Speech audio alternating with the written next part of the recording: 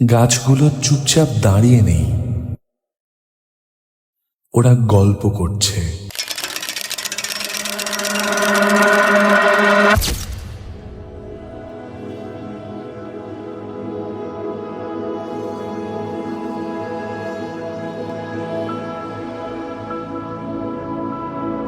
আজ আমি একটু অন্যরকম। পায়ে জুতো নেই, মাটির স্পর্শটা সরাসরি অনুভব করছি। মনে হচ্ছে পৃথিবী আমাকে চিনে ফেলেছে, ধীরে ধীরে হাঁটছে, আর চারপাশের সবকিছু যেন আমার সাথে কথা বলছে। গাছগুলো চুপচাপ দাঁড়িয়ে নেই, ওরা গল্প করছে।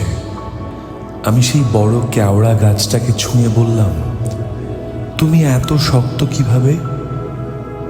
ও হাওয়ার শব্দে উত্তর দিল, স্থির থাকলেই শক্তি আসে। কোনো কথা না বলেও সে যেন বলছে, তুমি যথেষ্ট।